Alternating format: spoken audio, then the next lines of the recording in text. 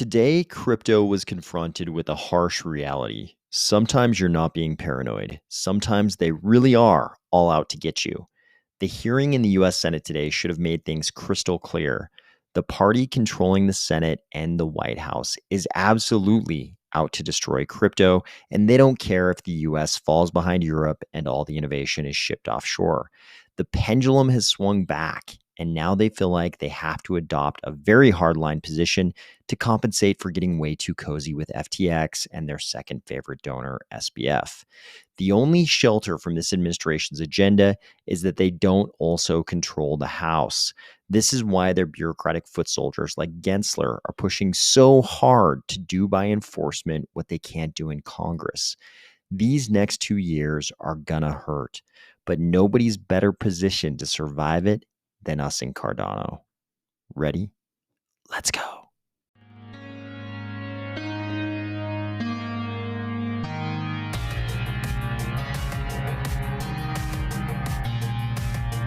Today, we are going to discuss that train wreck of a Senate hearing today. More rumors circulating about a Midnight Massacre at the hands of the SEC and who might be next. The hard fork combinator event in Cardano today. And a video from Charles on contingent staking.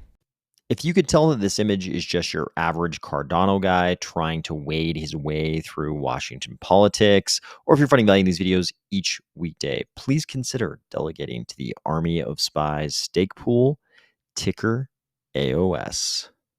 I know that some of you out there might have still been harboring certain questions, like, does the current US administration really have it out for crypto? Do they really hate crypto? How could they hate this cutting edge, new, innovative technology? How could they hate crypto? Well, it turns out today, on Valentine's Day, they decided to declare their everlasting love for us by holding a Senate hearing called Crypto Crash: Why Financial System Safeguards Are Needed for Digital Assets. And they managed to call this witness, kind of their star witness in this hearing. He is a policy director at the Duke Financial Economics Center, and he had things like this to say. Sadly, these people were wrong.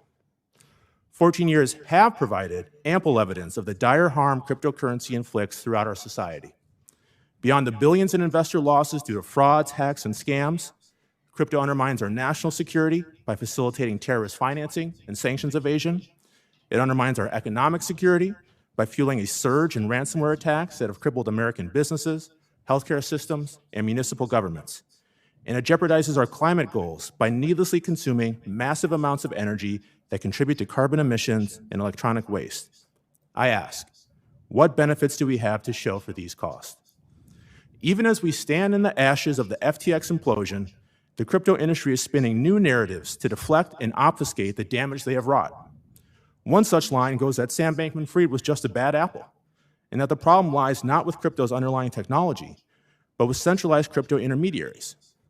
But FTX was not an isolated incident. Terra Luna, Celsius, Voyager, BlockFi, Axie Infinity, Genesis, Mango Markets. How many more must fail before we conclude that the entire barrel is rotten? Another self-serving line spun by crypto boosters is that policymakers must embrace innovation, or else the crypto industry will migrate to other jurisdictions with a more favorable regulatory climate. But this implies that innovation is an unmitigated good.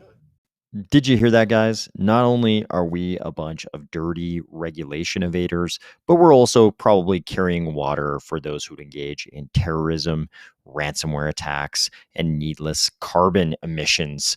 We're like guilty of all of the ESG crimes here in one way or another. I'm sure he could extend it and hit all of the ESG crimes. He also points out that maybe we're just like an entire rotten barrel. Like all of us are just like rotten to our souls. And best of all, not only are those things true, but also maybe innovation is not even good. Maybe we've been wrong about this whole technology thing since the dawn of civilized humanity. Maybe we were wrong about all that. Maybe innovation is not even a good thing. You know who very much agreed with that witness? The dragon, and she's on this committee. So she threw in her 2 cents. I'm going to paraphrase here, but this is pretty much what she said. Crypto pretty much just brings us fentanyl, human trafficking, and money laundering for the likes of rogue states such as Iran and North Korea. She also said decentralization is just a loophole to give crypto an excuse to launder money for drug lords and human traffickers and rogue states via DeFi. This guy, though, the witness, was almost able to one up her when he found an opportunity to address the way the SEC has been dealing with crypto. He pointed out that the crypto people, that's us, the crypto people, are constantly complaining about regulation by enforcement.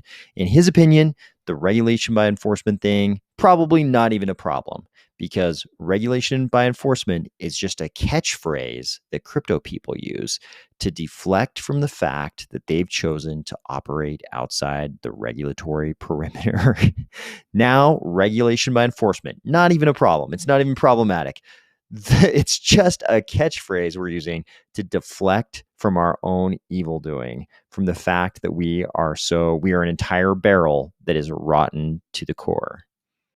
Fortunately, the other party got to have their say as well, and Senator Scott, who's pictured here, did a particularly good job of explaining that it's really been lack of regulatory clarity that's been the problem. He said that if the SEC had treated crypto with anything other than outright hostility, we might have been able to save investors the billions of dollars they lost on FTX, Celsius, BlockFi, and etc. One of the funniest segments in the whole hearing was when the anti crypto faction seemed to get surprised by their own witness. At least it seemed like she was their witness because she'd spent almost all of her testimony sort of detailing the horrors of crypto in 2022. One of the senators asked her whether or not the US was falling behind Europe. And she, without hesitation, explained that the US was falling way behind Europe with their MiCA legislation that she said would go into effect this year. She said that the US would not be the leader in crypto regulation, that we would be following others. And this did not seem to sit well with everybody in the room who wanted to paint the issue of innovation as maybe not even good and it being totally okay if we just offshore all of crypto, if all of crypto innovation happens offshore. I don't know what happened here, if he just asked the wrong question or if she went off script and actually gave an objective answer. I don't know what was going on. But what was clear from this hearing is that the whole purpose of the hearing was to paint all of crypto sort of as the water carriers for terrorists, narco terrorists, ransomware people, environmental degraders, and rogue states. Oh, don't forget human trafficking. We're also huge into human trafficking. That's what we're doing here in crypto. We're just trying to most efficiently enable human trafficking, apparently. So today was also a day of a lot of rumors, some of which could turn out to be true, some of which have already been disproven. So there were a lot of posts like this. Breaking: securities lawyers, including a past top SEC Gov official, say SEC looking to largely cut off crypto in all its forms after FTX debacle. SEC enforcement has blanketed crypto with so-called Wells notices, signaling intent to bring cases. So when I read something like this, I think to myself, okay, if they've blanketed crypto with Wells notices, those must be in the mail right now. They must be like on their way to the projects, or the projects haven't disclosed them yet, because I think the only one we really know about at this point is Kraken. But like we've been talking about for the last couple of days, these rumors have been pretty persistent. And it seems like if these rumors are going to turn out to be true, then in the next days to weeks, we should be seeing a lot more crypto projects revealing that they've received these kinds of notices. In fact, the senators in the hearing today also seem to have the same impression. One senator said that he couldn't help but make the observation that this all feels like Operation Choke Point, where entities a couple administrations ago were cut off from banking for, in the words of this senator at least, political reasons. Of course, some crypto people for the last couple of weeks have been calling this choke point 2.0. But here's kind of the general sentiment of all these rumors. And this post is from several days ago, but I think it still kind of all applies. So this post says Gary Gensler is embarking on a midnight massacre in an attempt to bring all of crypto under his control. In the coming weeks, the SEC, NYDFS, and the OCC will be bringing a myriad of enforcement actions against exchanges and banks. We have yet to see this. We've seen Kraken, basically. We haven't seen a blanketing. We haven't seen a myriad of enforcement actions yet. Everybody's just kind of holding their breath, waiting to see who will turn up with these letters from the SEC and these other regulators. So here's what we were greeted with earlier today. This post says, Scoop, the SEC has issued Wells notices to a handful of U.S. stablecoin companies, including Circle, ordering them to cease and desist sales of unregistered securities. Companies will have the chance to dispute, litigate the allegations before actions are brought. I don't know if that's exactly the right way to describe that, but these kinds of tweets did start popping up. Of course, the crypto press ran with that, and we saw posts like this: breaking SEC orders Circle to cease the sale of unregistered securities, and they're tagging USDC. But if you try to find any of these tweets right now, you'll probably only see this. This page doesn't exist. Why? That's because Circle's global head of policy disputed that they had received a Wells notice. And of course, the journalists involved retracted that report, saying that they were citing the word of trusted sources, but apparently there was some kind of a mistake. But of course, Cardano has all of its own debates raging right now, and they all seem to have to do with contingent staking. So much so that Charles made another video today, a whiteboard video addressing contingent staking. And he made all of his arguments about how really stake pools are businesses. I know some people don't even agree with that premise. They don't even believe that stake pools are really businesses. They think they're more like, utilities or something, or infrastructure providers that aren't businesses somehow, something like that. But he basically says, hey, they're businesses, and businesses should be able to choose who they do business with. They should be able to fire customers, not accept customers, just like a restaurant doesn't have to serve everybody. If you come into a restaurant and tear your clothes off and light things on fire, they shouldn't have to sell you dinner. They should be able to kick you out of the restaurant. And he makes a good point there. And he goes through all of his arguments as to why we should have contingent staking, how it doesn't necessarily mean KYC. It's just some added functionality for validators. But I think the most important point he makes is that this debate doesn't have to be a drama-filled incident of trauma.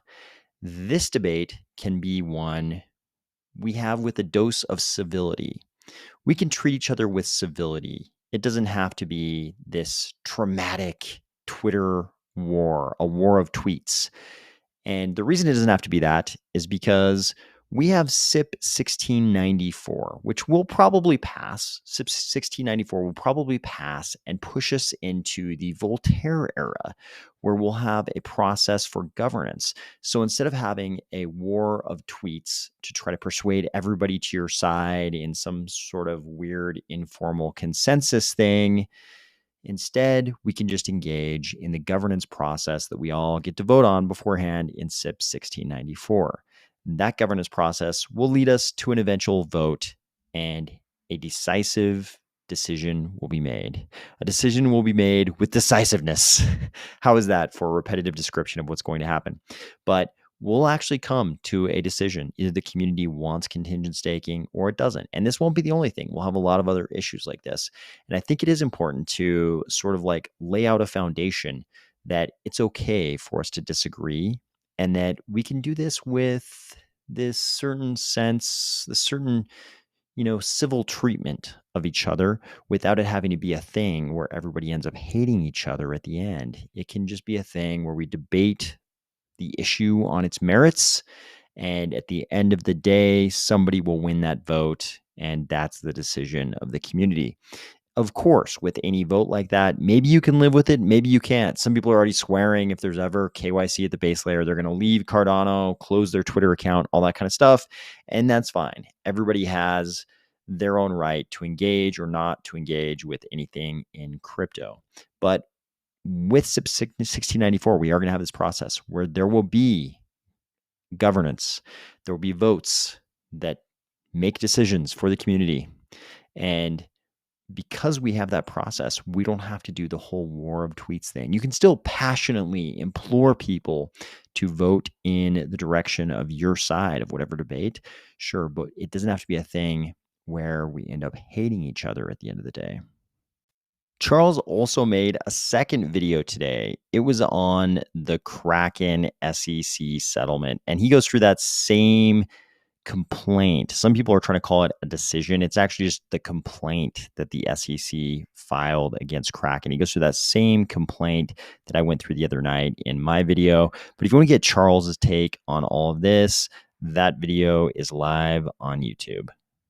Finally, today was the day of the Valentine upgrade to SECP cryptographic primitives. IOG says, we are pleased to report that the Valentine upgrade support for Plutus SECP cryptographic primitives is now live on mainnet. And they are letting you know native support for SECP now fosters cross-chain interoperability while ensuring the highest level of security. With the Cardano Valentine upgrade, developers can now easily create cross-chain dApps that are secure, reliable, and cost-effective.